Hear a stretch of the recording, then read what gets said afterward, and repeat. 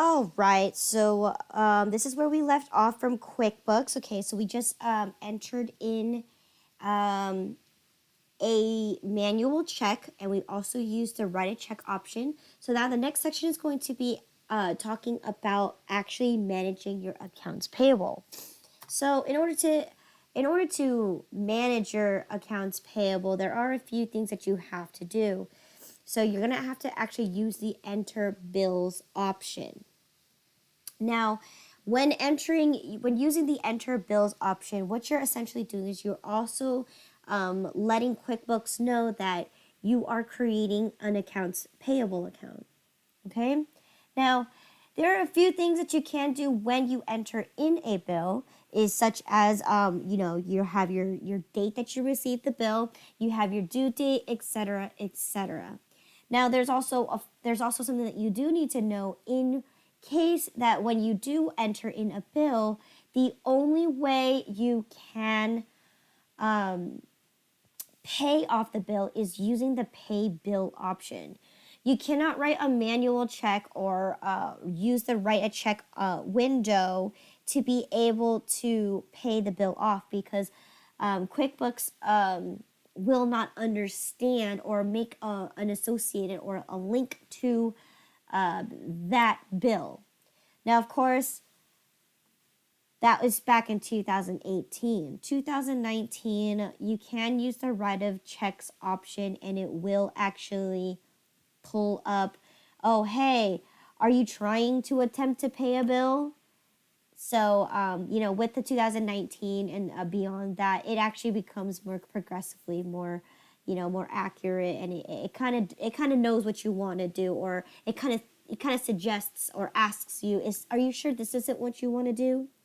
So, but for 2018, just know that the rule here is, if you are creating a bill, okay, or you are creating an accounts payable, the only way to decrease the accounts payable or to pay off the bill is going to be by using the pay bill option.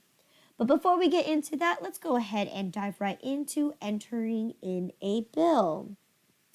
Okay, so here we are on page 113. So let's go ahead and dive right in on how to enter in a bill. Now I'm gonna go over briefly a few things. Actually, so we should be on page 114. Now, there are a couple ways that you can actually enter in a bill. So when we talked about the interfaces, so again, the number one is going to be your home page. It is right here under this enter bills icon right here, right? You are also able to enter in a bill by using the menu bar. You go to vendors and you can go ahead and enter in a bill this way. Okay? Now, there's also another way that you can enter in a bill by using the vendor center. So again, there are three ways you can get to the vendor center. Either through the home page, the icon bar, or at the menu bar, you can enter the vendor center that way.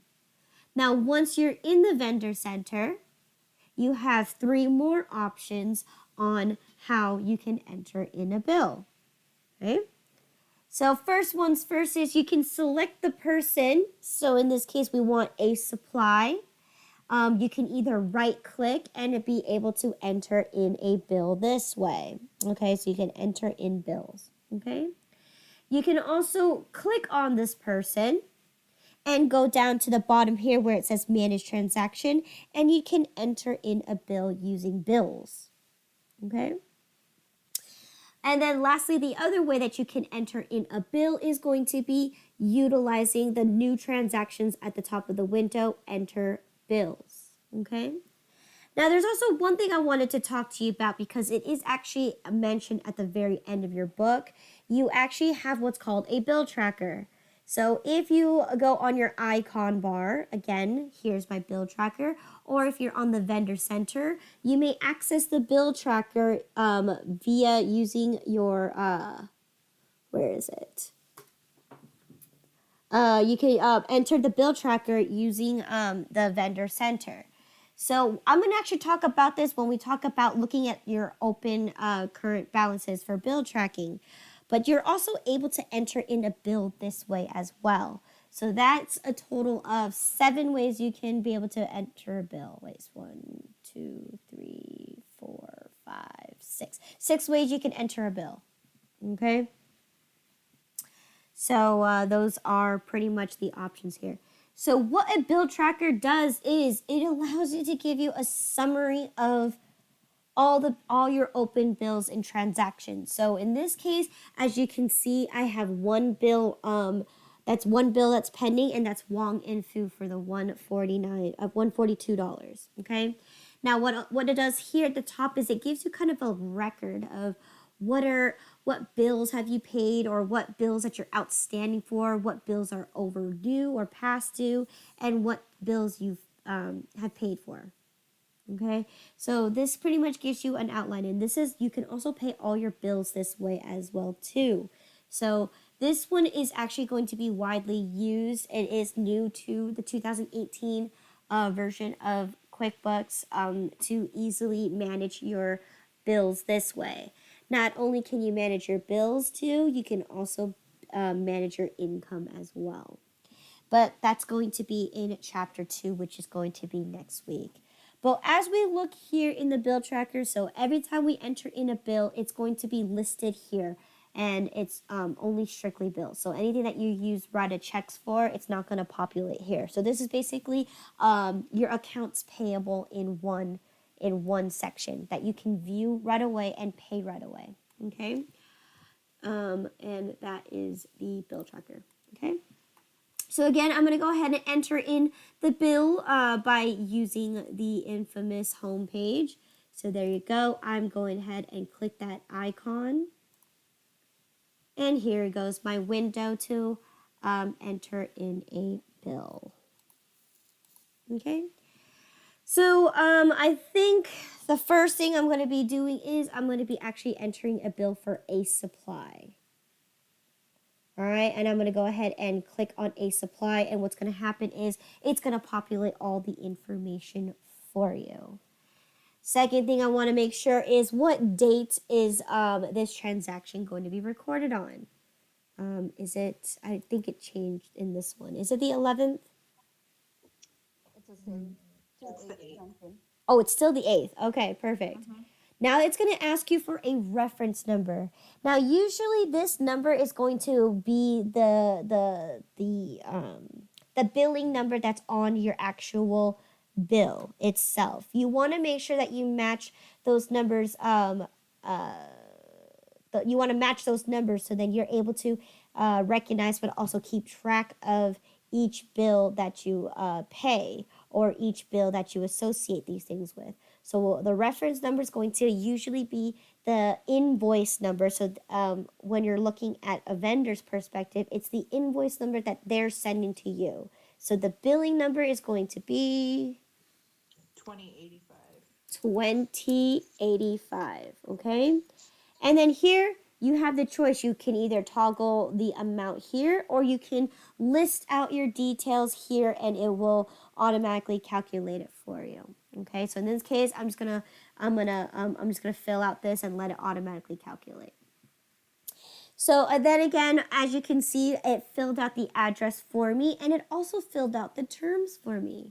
So again, it's going to be, the date is usually going to be the day that you receive the bill, or it's actually going to be the day that they actually billed you on. So make sure that you look at your bill carefully, because sometimes you may have received the bill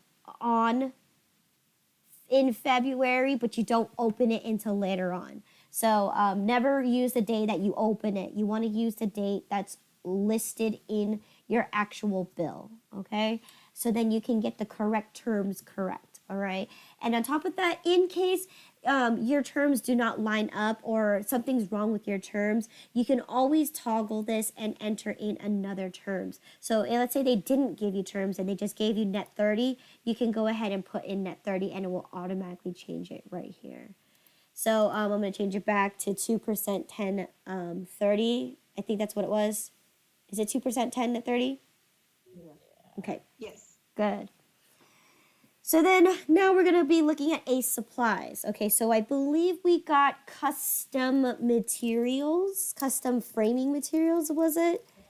Photo materials for Jerry Perez. Custom framing materials for Jerry Perez. Now, here we are linking or we're making a purchase for a customer. So Mr. Jerry Perez is actually a customer. So again, because we are ordering for him, why, right? We're linking that this item that we're purchasing is actually reserved for the specific client. So that's what this is, and that's what the job costing is going to come into play. All right, so let's go ahead and look at what are the details that we bought for him. So again, it's going to, instead of office supplies, it's going to be cost of goods sold.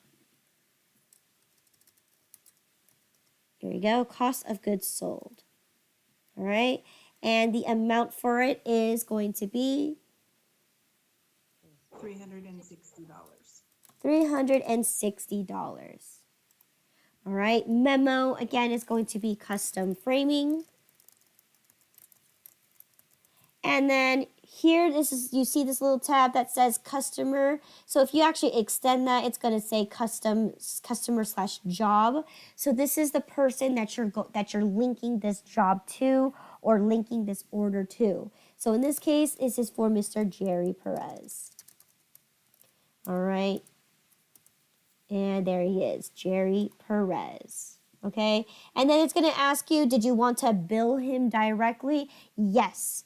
So when we talk about this in chapter 9, when we learn about billable expenses and reimbursable expenses, this is what this part's going to make more sense afterwards. But this is just entering in a bill for this person, okay? And then the class, I believe, is Walnut Creek. Yes. Walnut Creek. Good.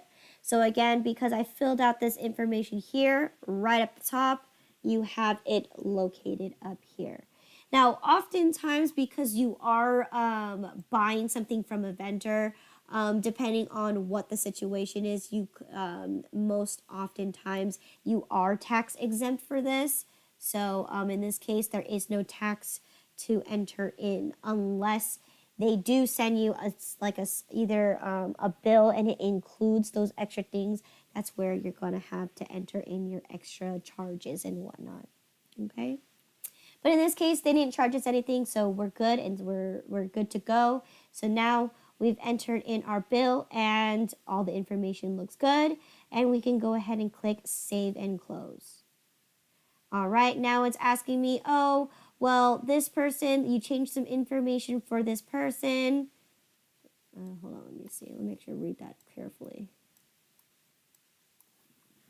Okay, yes, you've changed the terms for this person. Okay, so yes, I only changed it to make the example, but yes. Then you get that beep of approval, and there you go. The bill is there. So again, if you are utilizing your vendor center as intended, there you go. We're going to go ahead and look up at that Ace Supply, and boom, there you go. You have the bill right here that you just entered, the 2085. You just entered that in, okay? Gives you the date and all. And let's say you need to modify it, you can always double click it, and there you go. You can always modify the bill as you go on through the course, okay? So not only that is available to you, again, and if you are a frequent user of keeping track of your bills, if you go to your bill tracker, here he is, it populated right here, right under Wong and Son. Okay, so pretty cool what happens when you enter in a bill. It pretty much is in every single location that you can think of. Okay, so there you go. Okay, any questions in regards to this? And look, it even updates Ace Supplies with the $360. So it gives you account balance right then and there. All right, any questions in regards to entering in a bill? Okay, good.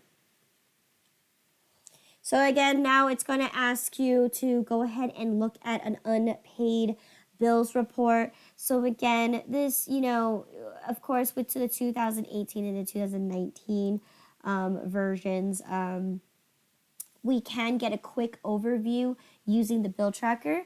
But for this kind of case, they just want you to build a report. So they don't want you to pay for it per se. They just want you to be able to look at all your unpaid bills.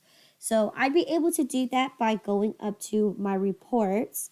And I'm going to go to, vendors and payables. And unpaid bill detail. Okay. If I click that, it's going to give me an information on all my vendors that I currently have open bills with. Okay, so here we go. Same thing. I see that I have 2 bills, one for Ace Supply and one for Wong and Son Video. Okay.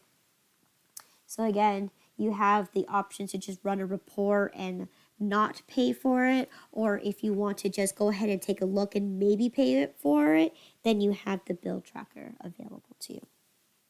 All right. Okay, so let's see what the next section says. Now it's actually paying the bill.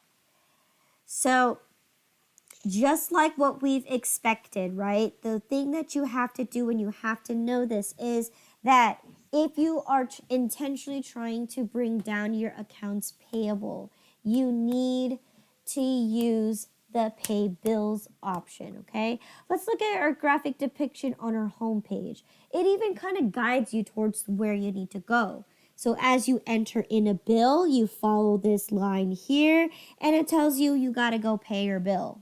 So there you have the option on your homepage. So just like entering in a bill, if you have those ways to enter in a bill, you also have those exact same ways to also pay your bill. So here again on the menu bar under vendors, you can see that you can pay your bill there. Same thing as if you were to go into your vendor center. You can either do new transactions and pay the bill. You can actually right-click on the vendor and pay your bill. You can even manage transaction and pay the bill, okay? Bill payment. They use a different word here, bill payment.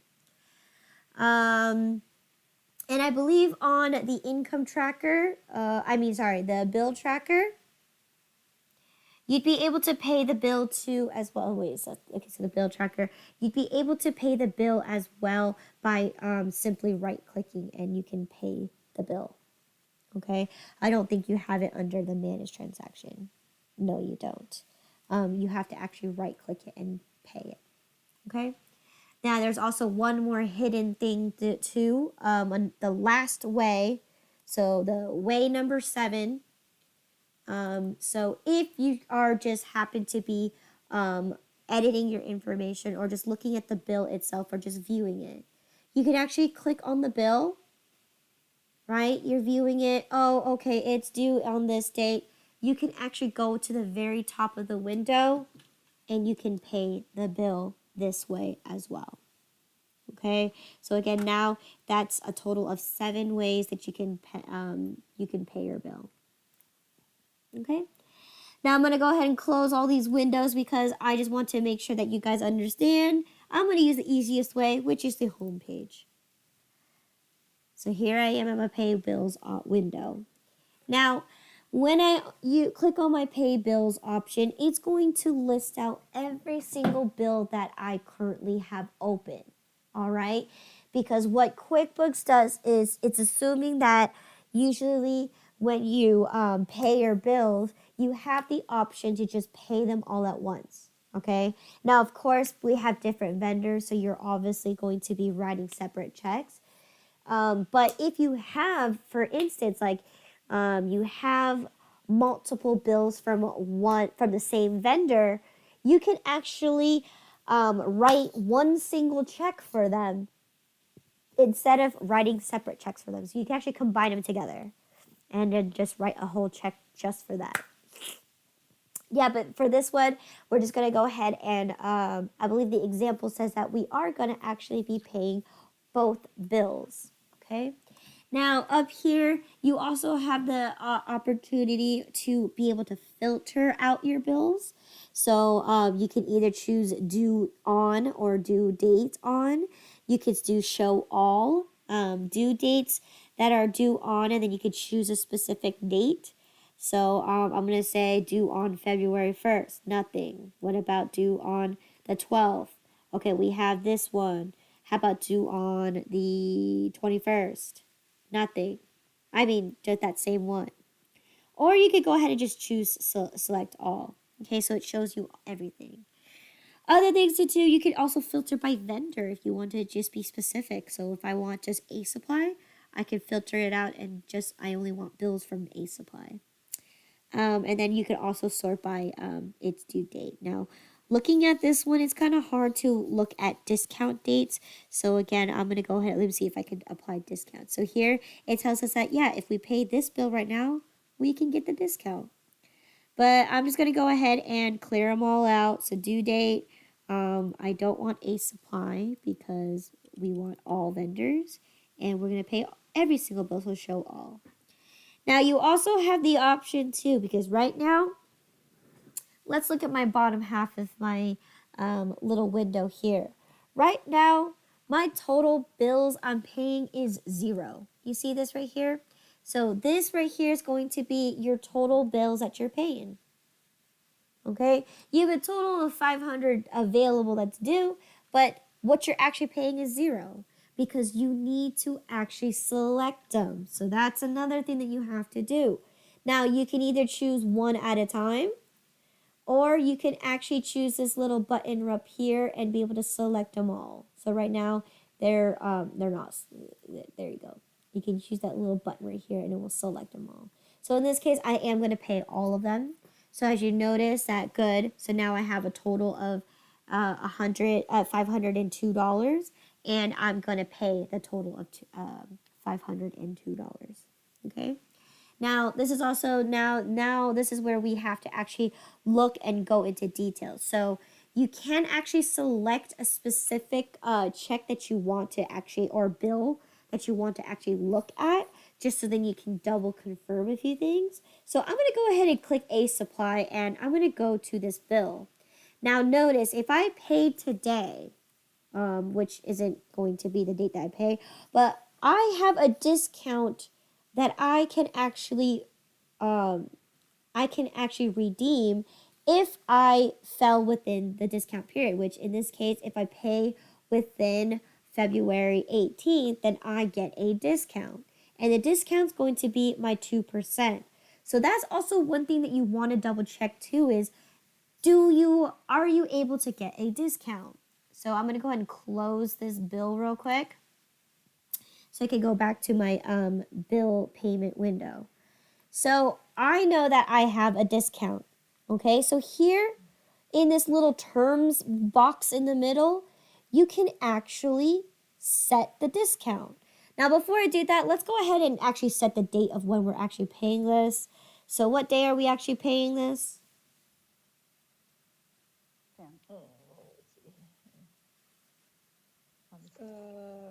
Is it 310? Wait, click the rate of it and do Yeah, you can.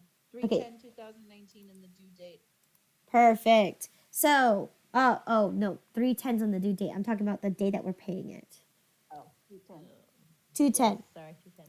Perfect. So actually we do get that discount. So now I'm looking here. So I go back to my little sections here. So now that I know for sure I'm paying this bill on the 10th, and I know by looking at the bill that I should actually get my discount. So what I'm doing is I'm going to click this set discount, and then this window is going to pop up. It's going to automatically find out that, yes, you do actually get a discount, and it's for the total of $7.20. Okay, so that's what my discount is for, $7.20.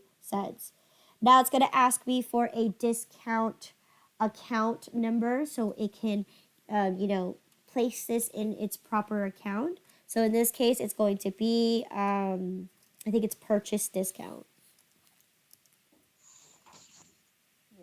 Okay. And then again, now it says discount class. Is it Walnut Creek? Or is it? Yeah. Okay. So here you go. So we associate that this bill was in regards to this Walnut Creek location. So that means when you're doing this, it's going to indicate that this is for the Walnut Creek location. So other than that, it calculated for me, so I didn't have to manually calculate this 2%. It did it for me by itself, and it got me a total of $7.20. And then I'm gonna go ahead and click done. What you're gonna notice is now the bill has changed because now you don't owe the $502 anymore. You owe only $352.80 instead of the $360. Okay? So that's also really important. And then here you have your set discount shows you that you discounted $7.20. Again, we'll talk about credits right after this. So in this case, we only have just that terms for that discount. Okay.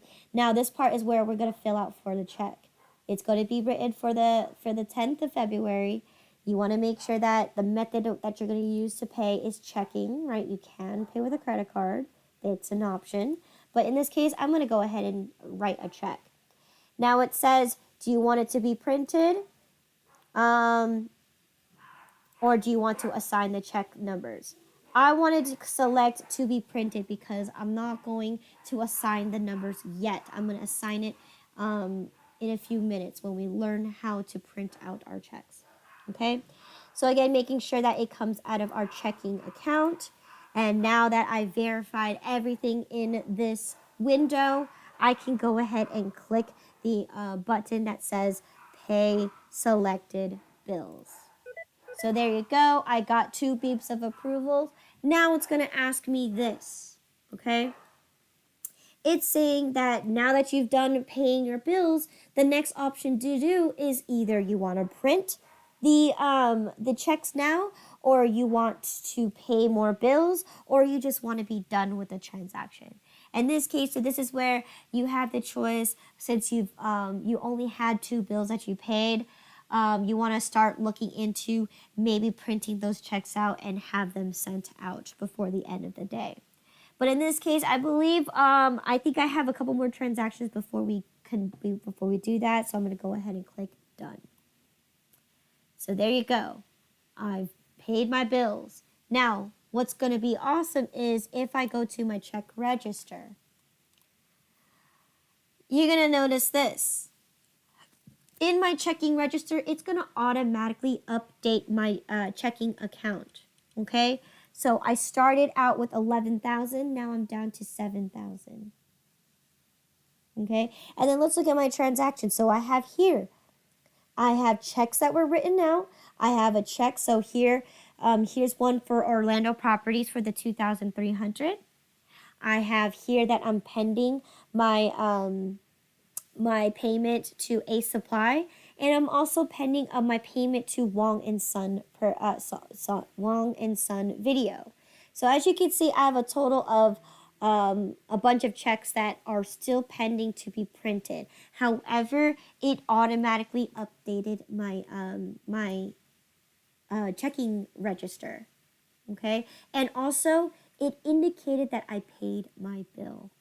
So that's always number rule of thumb is that not only does QuickBooks keep good track of your payments, but it is very detailed. Did you write a check? Did you use a debit card? Did you use a credit card? Okay, so that is pretty cool that you can see here that you have the bill payment. Even going on to the bill tracker, you're going to notice something else. You're going to notice that you have no more bills that are outstanding. Okay? So, pretty cool. All right, so now that I'm going to close out all my windows, okay, and then go on my home page because I believe, let's see what the next section is going to be. I think we're going to be looking at vendor credits. Say that again? Oh, I thought it said printing under here. Mm, Printing checks. 121. Yeah. so that is the next one to print the checks. Okay, I'm looking for it right now. So yeah, okay, so printing checks is the next part. So again, once you've done that, now first off, you're thinking, oh well, what do I do with the checks now that I've entered them in? In the next portion, right? Remember that window that says you want to print the checks now? That is one way you can print the checks. It's right after paying the bill. Okay. Two more options you can do is right here on the home page under banking is you can print the checks here. Okay. The one way that they showed you in the book or they told you to do is going to be going to the file menu. You're going to go print forms and then you can print your checks there. So I'm going to go ahead and do this. I'm now going to be in my print checks window. As you can see that there are a total of 3 checks that I need to write. Okay. And you can select obviously which ones you actually want to print and send out. So you can actually not print a certain one. But in this case, I want to print them all. So I'm going to, come on. I'm going to print them all by selecting them all. Okay. Now, up here, it's going to tell me, well, what number are you going to associate this check number is? Because this one, we're using QuickBooks pre-made checks that you have to buy. Okay. And in this case, it's separate from your actual manual checkbook that you receive from the bank itself. So there's 2 different types of checks that you can have. One that the Intuit program builds for you and you purchase it, or you have the one that is the one from your bank, the actual physical check, okay, that you have to write. Now, oftentimes, it's actually better to use these ones or go to the bank and have them printed. But in this case, if you are a company that can do this, again, you actually have to buy the special paper. But anyways, going back on topic, so when we're doing this, you want to make sure that these numbers are completely different than the ones from your manual checkbook. You can't have 2 duplicate checkbooks because, again, these checks that you're writing out is also linked to the very same exact bank account. So it's only going to mess your QuickBooks up, and it's also going to mess up your bank statement as well. So you want to make sure you want to choose a number. So in this case, it's already chosen for me as 6001. And what's going to happen is that any checks that you print using QuickBooks, it's going to link it from 6001. Any manual checkbook that you write and that you are recording is going to be whatever number that you had earlier, which is the 332.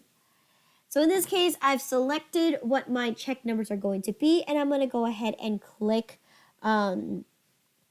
OK. So I can either select them all or whatever. I'm going to go ahead and click OK. Now it's going to populate another window because the most important thing that you need to have, especially if you're printing checks, is you need the signature. Okay, so you can't print these checks and send them out because you're missing one component, and that component is indeed the signature. So when we talk about that, you can again, you can print the blank checks, and whoever is the owner of the company can actually physically sign them, or whoever has the authority, the authorization to be able to sign them. So it could be anybody that does that, but that's only if you choose to do a manual signature. Now, what you can do too is you can actually, if you have something like that, you can actually go ahead and scan an image of your signature. So here I click signature, and it pops up this window that I want to use to select a file. So I'm going to go ahead and go to File. And again, it actually does come with your your student portable files. So I'm going to go ahead and locate them real quick. So 2000, I'm in the wrong one. So documents, LVPTA, accounting, QuickBooks class, student portable files, copy, and here you go. My signature is there. And it's going to give you this window, and you're just going to click OK. So there it is, my signature. It's beautiful, and I'm going to go ahead and click OK. Now, once you've done that, you're going to also select options on what kind of checks you want to print. So there are 3 total ways you can do this.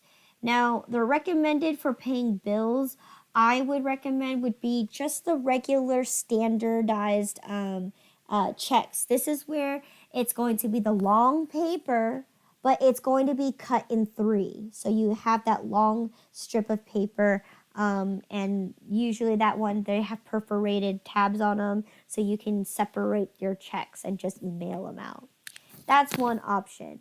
Second option, or first option you can do, it's not really necessary, is if you are wanting to show the details in regards to what the bill is, what payment it is.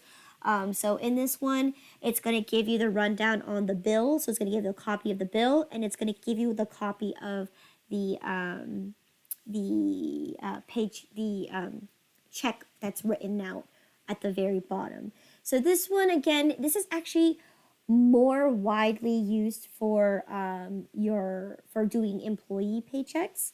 Because, you know, when you have your pay stubs at the top and then you have the perforated line with the check at the bottom, that's usually what this one is used for. So again, the standard one is just the regular piece of paper that's split into 3. This one's just sending regular checks out. And then the little wallet size. Okay, so I'm going to go ahead and click cancel. Okay, don't display. Okay. So what wallet size does is, if you ever seen exactly how the payroll does, like you have this special small little size paychecks.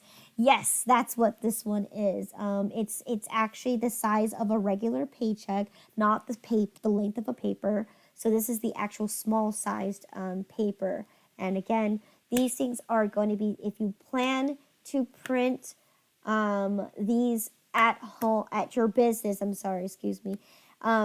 you plan to print this at your business, just know that you actually have to for surely go to either Intuit or go to a bank and get the proper paper, because it has to have that special treasury watermark that actually is acceptable from the bank itself. Like, it's an actual physical paper that you have to receive.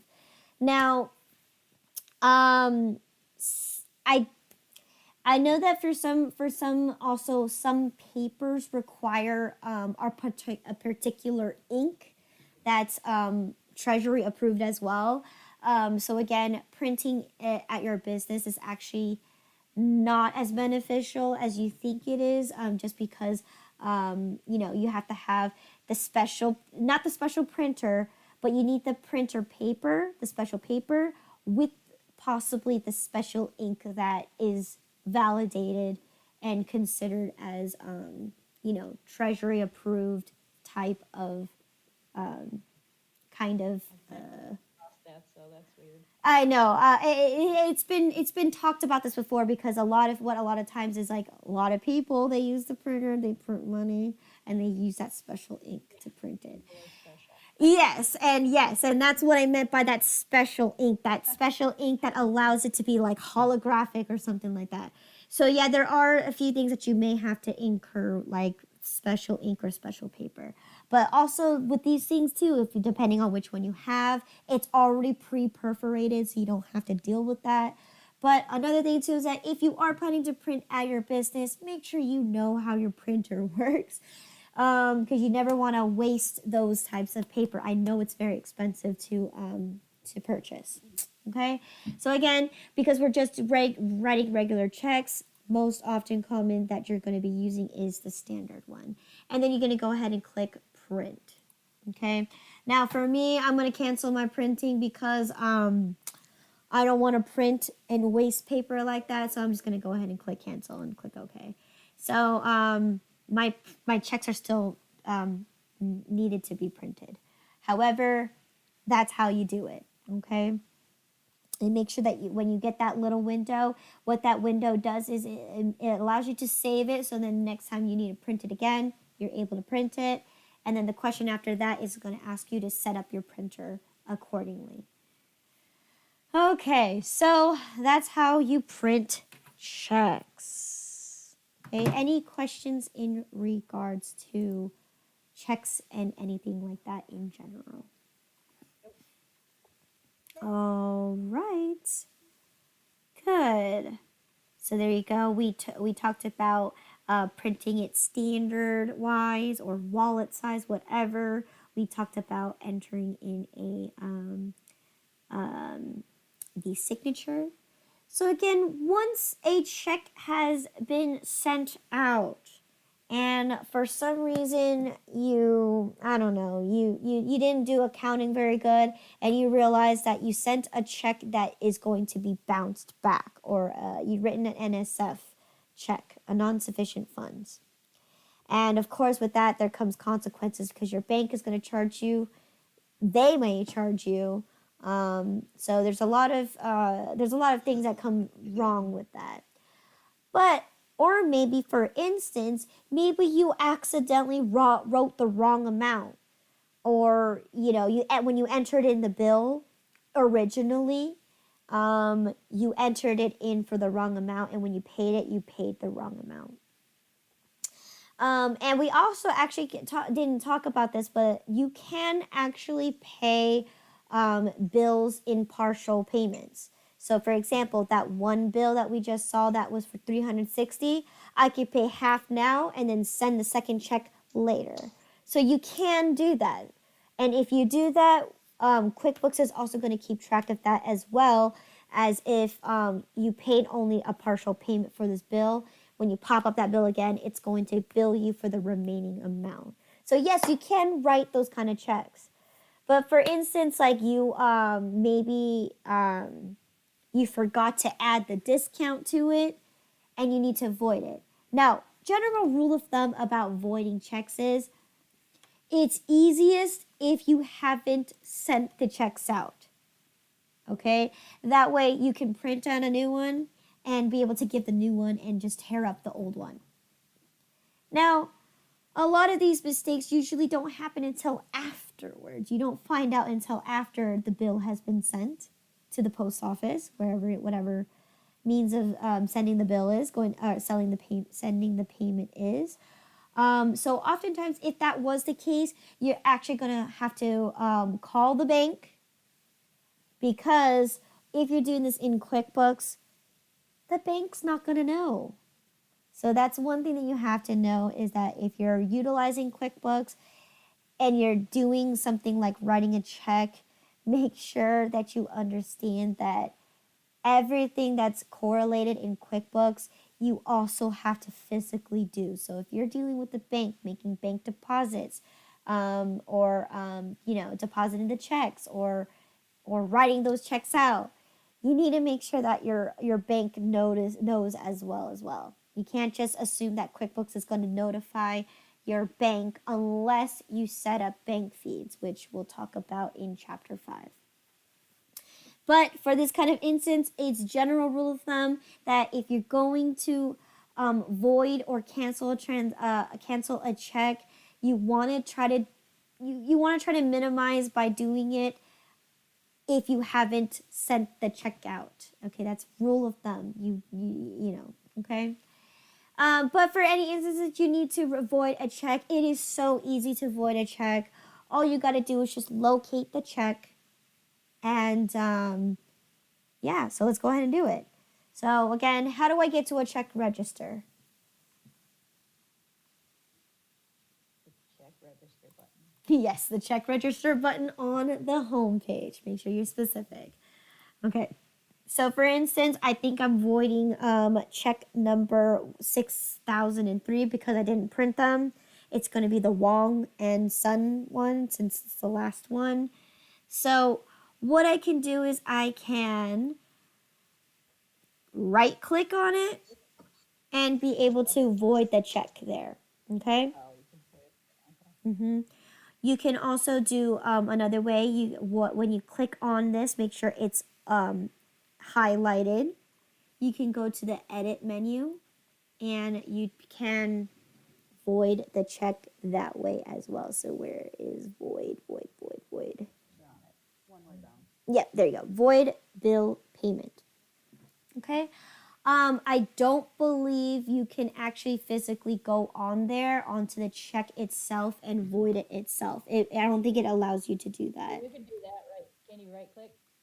on the bill. Right click. Yes, void bill payment. Okay, so yes. Okay, so that's a long shot there. It's not very visible, but yeah. All right, that's good. Okay, that's good. Okay, so also actually let me also give this a side note as well. So now that you're able to just go ahead and just right click on it and void it. Yes, so yes, so you can do that. So I'm gonna go ahead and right click on it since I'm already on my check register, and I'm gonna go void the bill payment. So once I've done that, what's going to happen is it's going to cross out and void this whole entire thing right here. It's going to tell you it's been voided. The check is now worth 0, and that means that check that you've printed out doesn't exist anymore. Okay, but if you already printed it out, you got to do your dues and rip it up so no one can find it and cash it out. And you would also have to call the bank if it's been sent already. You need to call the bank to tell them that this check has been voided. Other than that, that's as simple as that. Now, once you've voided the check, you cannot undo it. Okay? And the general rule of thumb, too, is if you've already sent it out, it's going to actually have a number assigned to it. So you can't use that number ever again if you are going to rewrite a new check, which is actually the next section here, is to rewrite the check for the same amount. But in this case, I've already showed you how to write the check in the first place. So if you need another refresher, go ahead and rewind this video, okay? But yes, that is how you void a check. It's actually pretty easy and straightforward, okay? Simple as just right clicking and clicking void a check, okay? Now, of course, that does make your account balances a little funky, a little off, just because, you're basically zeroing out a check that it's not supposed to happen. Yes. So now you have to go back and you have to actually redo that bill payment. What it's actually supposed to do is actually supposed to reactivate that bill because I voided it, but it doesn't show in my checking. So let me go ahead and go to my vendor center and see if it's still there. Okay, Wong and Son. Nope, it shows that their 142 is not there. That's weird because it's supposed to undo it and it's supposed to repopulate. So it says right here, bill paycheck to be printed. I thought I voided it. That's Ace. Oh, sorry, you're right. That says Ace. Okay, so let me go ahead and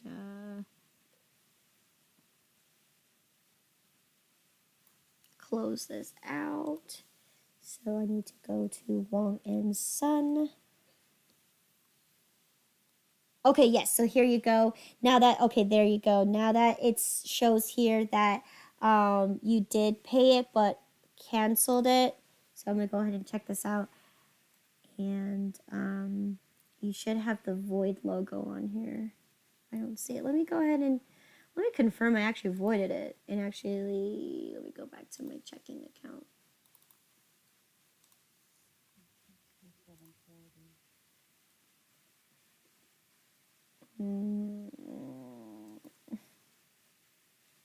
Yeah, it says it's voided. Oh, wait, no, it's not. Okay, I guess I didn't do it. Weird, because I could have sworn I did it. So there you go, now it's voided. But you You have to hit record or no? Yeah, record. Oh. Okay, let's see what this says here. Okay, yes. Okay, there you go. Now it's completely voided and all gone. So now that check is voided and it still exists in your book, obviously. But if I actually click on it, it's actually going to show me my check, and it's in red or green. It will say voided. Okay, and this one it says it's been cleared. Okay, so now that check has been voided, if I go to my bill payment, there it is. The bill pops up again. So it basically undo the transaction, and it pops up the same amount for that you still owe this person.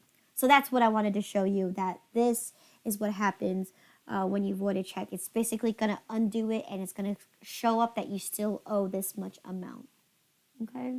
And then the next thing that you got to do is just re-enter in a new check. So once a check has been used, printed, and voided, you can never use that number again. So, and then a general rule of thumb is you never want to delete a transaction either, because that's going to show holes and discrepancies in your statements and whatnot. So general rule of thumb is you want to leave it in there.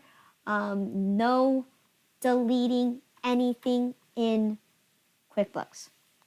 Okay, that's just more flags that you're going to place on yourself to make it look like you have fraud. Okay, so you want to try to avoid that as much as possible. Okay, so any questions in regards to just writing checks in general? Okay, nothing. All right. Okay, good. So we're good on time. So the next section is going to be applying vendor credits. So this part is, again, how vendor credits work is usually either a vendor gives you a credit, maybe you made a return or something like that. And if that's the case, then you want to be able to collect that actual credit. So first things first is we're actually going to go ahead and enter in the bill first. So here I'm in my enter bills window, and I believe this is from a bill from Nellis. Okay, and I believe this is what's the date on this one? 17. The 17. Okay. And what is my reference number going to be? It's 5088. 5088. Okay. All right. And then a few things here is we're buying something for Bob Mason, I think.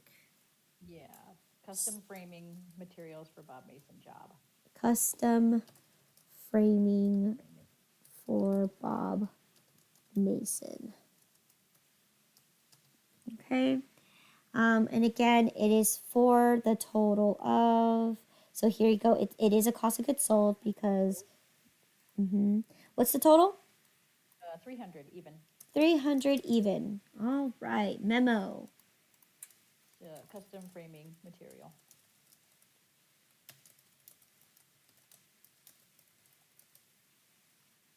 Okay, and again, customer is going to be Bob Mason. And class, is this one San Jose? Yeah. Good, San Jose. All right, everything looks good. The date looks good. Okay, so now we can go ahead and save and close. Okay, so there we entered in a bill for Nellis Company, Nellis Supplies, and now this is where we're going to say that Nellis actually gave us a vendor credit. Okay, so it's possible maybe Bob returned something, or other words that for some reason that we bought something and then canceled it, so now we have a vendor credit. So they're gonna bill us a vendor credit. Now, I believe there's only Okay, so in this case, for whatever reason that you want to enter in a credit, it's going to be if as long as you're able to enter in a bill. At the very, very top, you got the section where you can toggle between a bill or a credit. So in this case, there you go. Now, I believe on the actual vendor center, I'm going to go ahead and close this window. I believe in the vendor center, you're actually also able to do it by right-clicking on the actual vendor. So if I were to go to Nellis, and I should be able to do to enter in a credit for them. Yeah, purchase orders, items entering in, and you should be able to do a credit with them. But any ways that you do this, all the ways that you can enter in a bill, you have that little toggle at the very top to be able to go ahead and do a credit. So all the ways that you can enter a bill, you have the credit option right there. Okay, so in this case, I'm going to be receiving a credit for Nellis.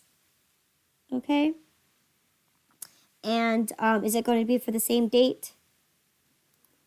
It says 2/19. 2/19. Okay, so 2 days later, they give us a credit. All right, so rule of thumb for credits, for vendor credits, is you're going to actually link the original bill and then enter in the letter C. So then you know that this is a credit. And I believe the memo here is it's actually a discount, right? Correct?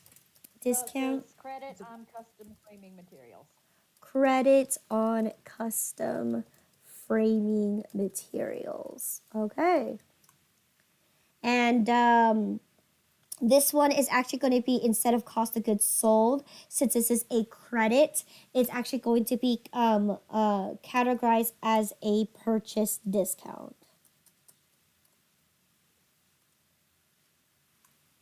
Okay, we don't have anything else to categorize it, but again, it's depending on whoever the accountant is. In this case, it's a purchase discount. Or in this case, it's actually supposed to be a purchase returns and allowances. But that's okay. We're not too picky because we're working off the exercises in the book. All right, so for what amount are they crediting us for? I believe it's $25, correct? Yep. Okay. Memo, again, is going to be credit for custom framing materials. So this part, you cannot copy and paste. Unfortunately, you actually have to type it in. Okay. And then what class does it belong again to? Mason Bob. Oh, that's per. Oh, sorry, class. You said. No. That's fine. That's fine. Let's just do it in order. So Bob Mason. Okay. Did I put someone else's name in there? There you go. Bob Mason. Class is San Jose. So there you go. Now I received a credit. So possibly maybe there was a discount that they didn't apply. So they're going to apply it now. Okay, so I'm going to go ahead and click Save and Close. So now that I have that credit available, now I'm actually going to make a payment to Mr. Nellis. So again, I'm going to go ahead and take the shortcut and go to the bill and click Pay Bill at the top of my window. So there you go. I select that this guy Nellis, right? That's the only bill I'm paying for. And then notice that now instead of looking at the middle section, because I'm not looking at terms, I'm actually looking at my credit options. So I can go ahead and click Set Credits. And then of course it's going to look up that, hey, you actually have a credit in relationships to this particular transaction. Or actually in this case, it doesn't really recognize it. It will just give you the list of all the credits that you received. So in this case, there you go. I received one from Nellis in regards for the $25. I've selected it, and now I'm going to go ahead and click Done. So once I've done that, I've now, oh, okay, so I did not select it. Select, okay. Credit used. Oh, okay, perfect. Okay. I'm gonna cancel. So there you go. Credit used. There it is. Credit used. And now my amount is for $275. Date that I pay this on. Since I'll just use the 19. Check. To be printed later. Checking. Okay, everything is done. So there you go. I applied my credit, and that's how you apply the credit directly on to the bill. Okay, and I go ahead and click save and close. So again, it's pretty straightforward. Now it's going to ask me that same window. Do you want to print the check? I'm just going to say I'm done with this transaction. So there you go. And then, of course, every bill that you look at, it will give you a little indication right here. It has been paid. So that's pretty cool about QuickBooks there. Okay, so that's how you create the credit memo for any reason, whether there was a discount that you received or you're mailed a credit for any reason. Maybe you had a return or an allowance.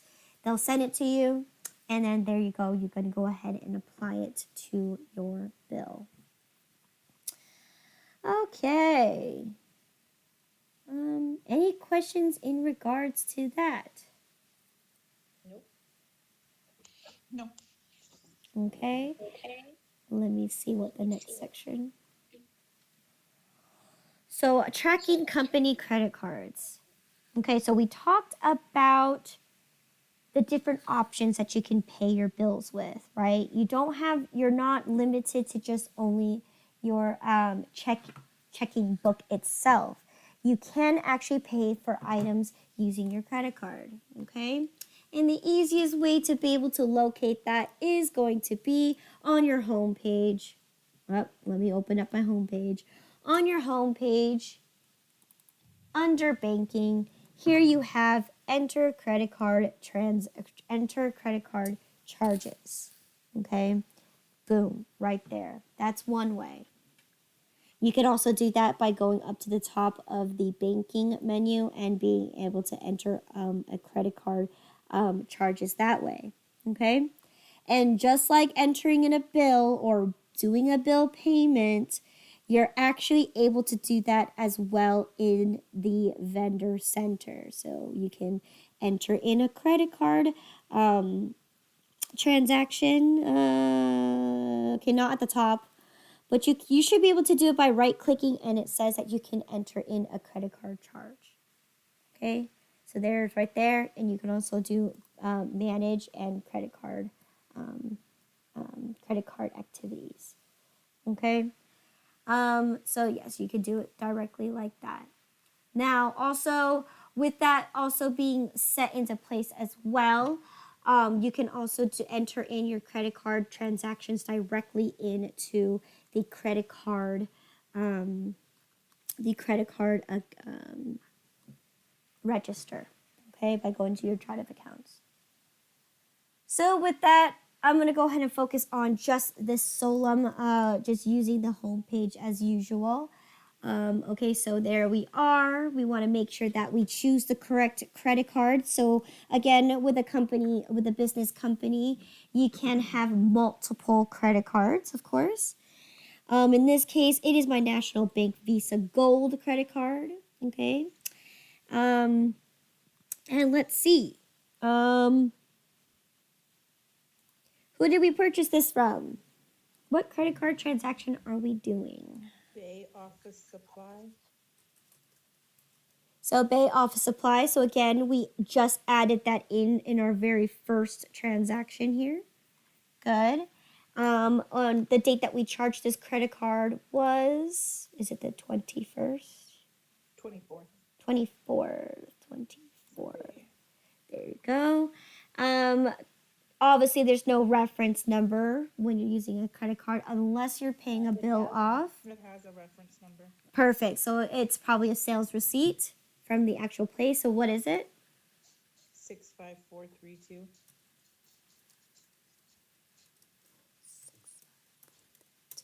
So again, usually this reference number is if you're paying a bill off, you would connect it with the bill, or if it's a sales receipt. But again, for credit card transactions, or it could be the actual credit card transaction number itself, which you can find on the actual bank account.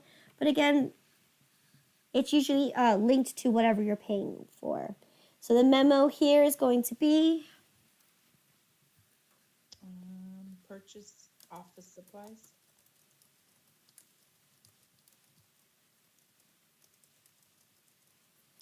purchase office supplies. All right, and let's see. So office supplies. Okay. For what amount? $86.46. 86 48. 40 48 cents. Yeah, sorry. The book is very, very tiny. Right? I have my special. Okay. Okay. So so To get my eyes checked soon. office Good supplies. shape soon. Office supplies. Okay. Is there a particular class that we placed this order for? San Jose. San Jose. And we're not buying these for anybody, correct? Correct. No customer, yeah. Yeah, good. Okay, so again, I just entered in the amount here. It populated up here. This is a credit card transaction, so there you go. I'm gonna go ahead and click save and close. And I got that beep of approval. Now, question is, how do I see my credit card transactions? How do you what? I didn't hear some of that. I apologize. How do you see your credit card transactions?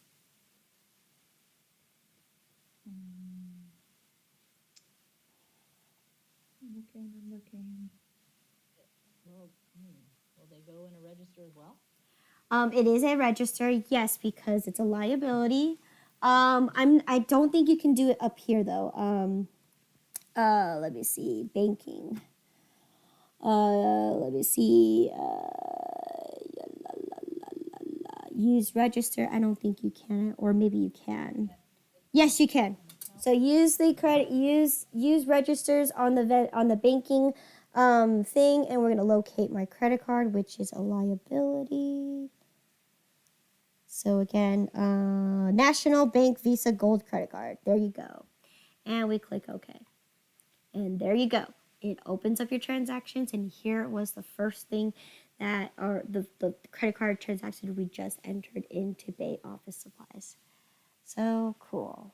All right, and you can also make payments to the credit card as well by just simply writing a check to the credit card. And that's actually if we have enough time, we can actually do that. So there it is right there. Okay, so here we have a grand total by adding that extra 80 something dollars. Now your balance is now okay, it's $86.48. Okay. Now that's one way you can view the transactions, but again, I talked about this real quickly. I don't know if you heard me mumbling, but if you go to your chart of accounts, you can also locate your National Visa Bank Gold Card. Double click it. There it is, just like that. Okay. So that is how you do a credit card transaction. It's pretty straightforward. And yep. So let's see. The next part is, I think it's to pay the credit card as well, besides entering it in. So I think that's the next section that we're going to do is, well, how do you pay off your credit card? If you charged on your credit card, how do you pay your credit card? Pretty straightforward. You don't need to enter in a bill. You can if you'd like. I believe in this one, it lets you just write the check directly to it. Okay, you can enter a bill because typically what happens is oftentimes when you do have a credit card, you're going to be charged with a bunch of interest. That's usually what happens if you don't pay it right away. But in this case, I think we're assuming that we're paying it right away. So we're not going to hit that interest just yet. But let's go ahead and write that check. Okay. So in this case, this one asks us to go ahead and use the write a check option, and you are going to be using your checking account. And I believe for the person that you're paying, it's going to be to the national bank. National Bank. Yes. Okay. Date could be the same. And Yeah. the check number is what? No, the date was 3/1, check number was 332. Date is 3/1. Okay, so then if we're assigning a check number, then we don't need to print it later, so it's 332. Okay. All right, and then let's see, what account are we going to link this credit card payment to? 22,000, National Bank Visa Gold. So we're actually going to place it here in this account right here. And for what amount? I think this was like 200 something. 121.88. 121.88. Okay. So this is assuming that our credit card has charged us the interest, because I saw that it was 86.48. So they charge us the interest right then and there. Okay. So again, making sure that everything looks good, everything's filled out. Yes, classes. Is this also San Jose? No class? Okay, there you go. Everything looks good. Save and close. Now, what does it say here? It says that, okay, one or more items have not been assigned a class. So you can Okay. save anywhere, or just choose a class, right? Well, I mean, the only options that you have are, it's probably most likely going to be overhead, because overhead is going to be if you pay for your admin, or you paid for something like that. General rule of thumb is that usually, because the credit card transaction, right? You've already indicated where this transaction went. However, this is paying off a bill. So the one thing about class tracking is it's only in regards to your income and your expenses. It has nothing to do with your payables, it has nothing to do with your assets or anything like that. So in this case, we're actually going to recategorize it to a separate account, and overhead is usually considered the other. So this is like that's kind of a combination between the two, because it doesn't really reflect anything. It doesn't increase or decrease either locations, whether it's San Jose or Walnut Creek. This transaction does not affect any of those locations. So I'm going to go ahead and click OK. And boom, there you go. And if I were to go to my register again, so banking, use register, National Bank Visa. Okay, so again, I've entered in a transaction. Now it's saying I'm outstanding $35.40. That's just because we didn't enter in the bill with the extra interest that charged us. So that's just the discrepancy right there. Okay. But that's how you pay your bill. I mean, pay your credit card. You can have the option to enter in the bill so you can fill in that extra interest. Usually that would be the correct way. I don't know why your book taught you this way. I thought it was weird too. But, again, paying off things is pretty straightforward. Once you've learned one concept, it's pretty easy to go ahead and be able to rinse and repeat and do the same thing over and over again. So that is how you pay your credit cards. Okay. Now another thing here is how to pay your sales tax.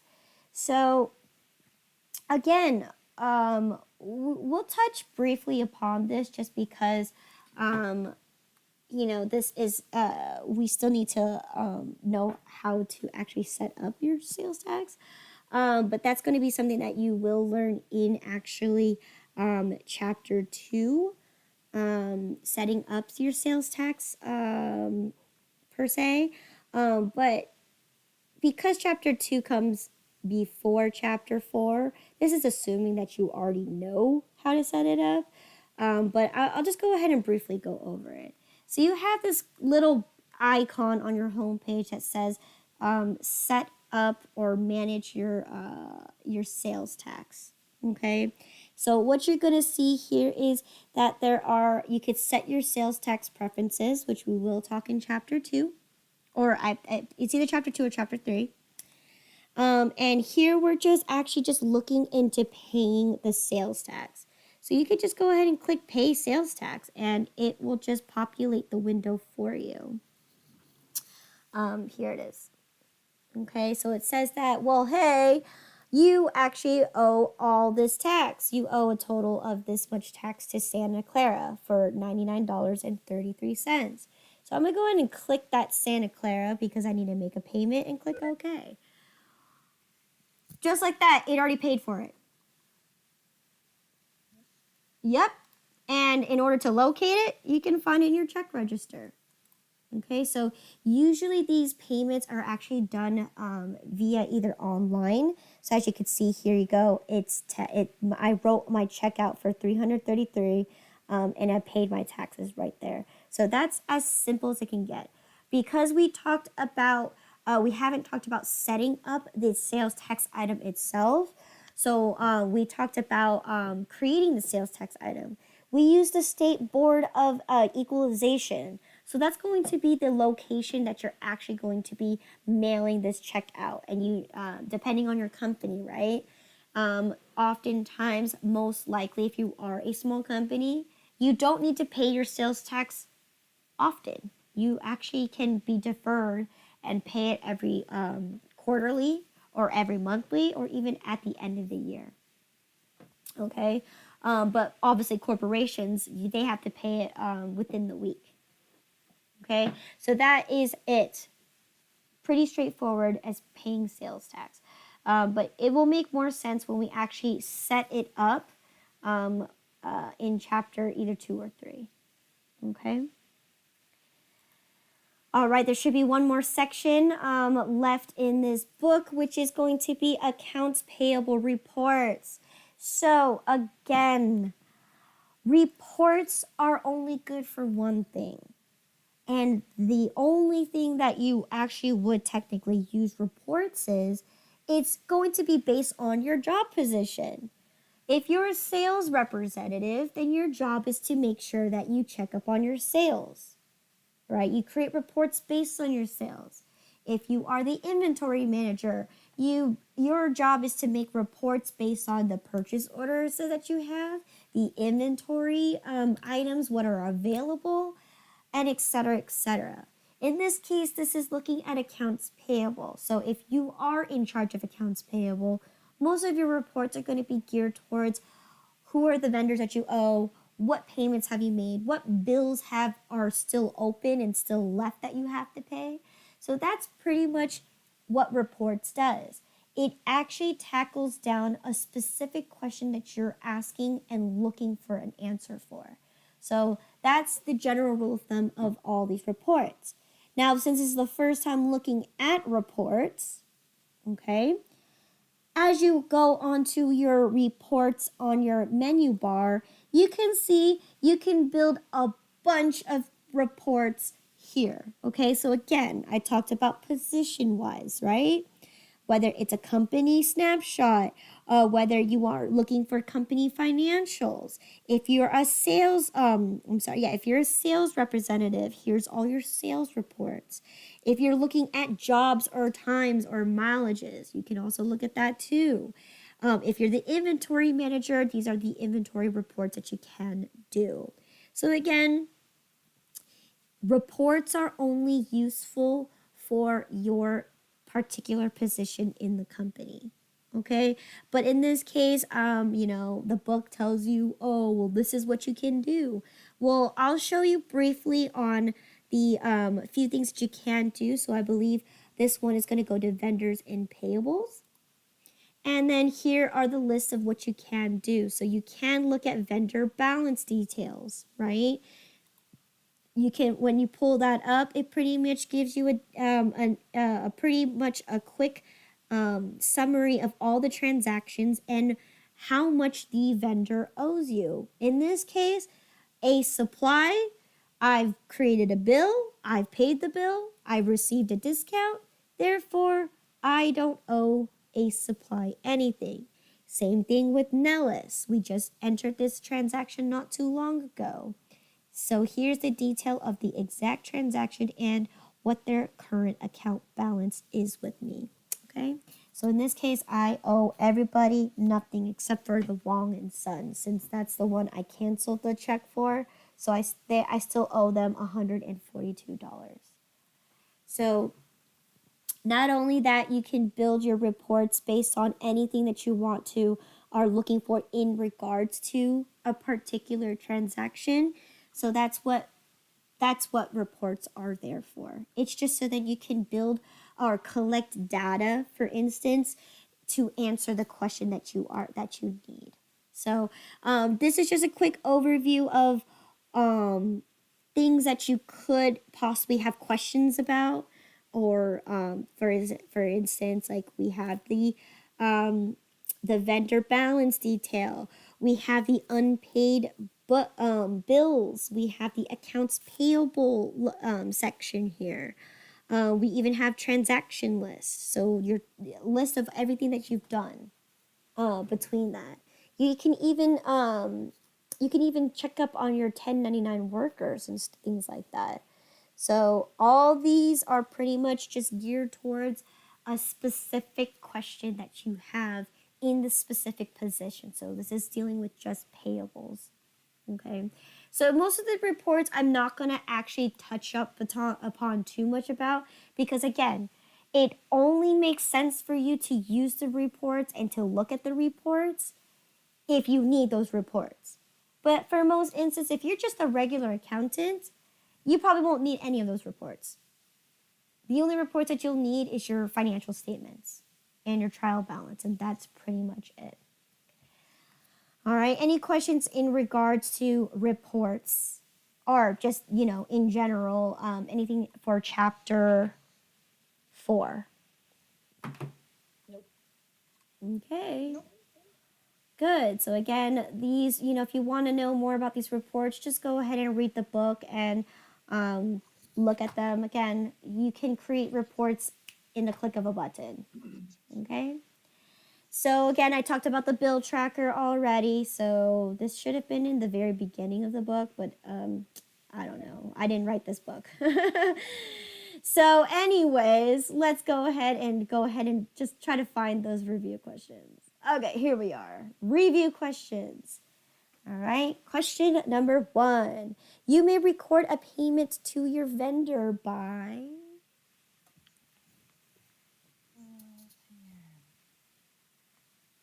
Is it all? So we talked about this throughout this entire course. You could do it by recording a manual check. You can use the write a check options, or you can actually create an account, a payable by entering a bill and then paying it off with the pay bills option. So yes, all of the above is correct. Number 2, okay, to display the vendor center, you would... What did you say? D? D. Okay, yes, A, B, and C. A, B, or C, yes, also known as all of the above. So yes, of course, the vendor center, we talked about, you can do that on the home page. We talked about viewing it on the icon bar. And of course, if you go up to the menus bar, it's the very, very first section on there. So yes. Number 3, okay, you can add a vendor when? At any time. Yes. D, you can add them at any single time. The other answers already pretty much are just really, like, you can add a vendor at any time. Yeah. All right, number 4. Okay, which statement is true? A. Let's see. QuickBooks records each bill payment in the bank account register, okay, or also known as the credit card or whatever. And then it says here, and the in the accounts payable register. Yes. You don't actually see the accounts payable register. Actually, no, we do. We can. Yes, we can. So when you enter in a transaction, that is actually true. Let's go ahead and look at the other answers so we can justify why they're not true. Bill payments increase the balance of both both checking account and the accounts payable account. No. No. Okay, so bill payments obviously decrease the checking account and it decreases the accounts payable. So good. So that one's definitely wrong. C, you should assign jobs to all discounts. No. No. They might not even apply. Okay. D. Okay, and you cannot make permanent payment. Partial payments on a bill. That's not true. Yes, you can. Yes, you can. Yes, you can. Such as credit cards. You receive a bill. Are you obligated to pay them in full? No, you can make partial payments, right? You pay the minimum or pay more than the minimum, but you're not paying for the whole amount. So yes, this is definitely absolutely not true. Lastly, number 5, which QuickBooks features allows you to separate your income and expenses by line of business, department, location, profit center, or any other means of necessary. B. B, class. Remember, jobs are linked to people. Classes are linked to everything other. And we don't know what a customer type is and a vendor type. Obviously, that's just categorizing your customers, right? Or categorizing your vendors. Nothing to do with income or expenses. So correct, B is the correct answer. All right, like I said, usually chapter 4 and chapter 2 are the longer chapters. They are the ones that are most impactful with information, to the point where chapter 2, when we're dealing with our customers, chapter 2 and chapter 3 is nothing but customers. So that one's obviously the longest chapters that's split into 2. Okay, so again, we may not have time to go over the exercises, so this is something that you have to do on your own time. Okay, they're pretty straightforward. It seems like you guys kind of get it, especially Robin. You're already used to this stuff, so I don't think you have any issues. So it's pretty straightforward. And I got my QuickBooks, so I just got to get it all set it up so I'm going to do stuff all week.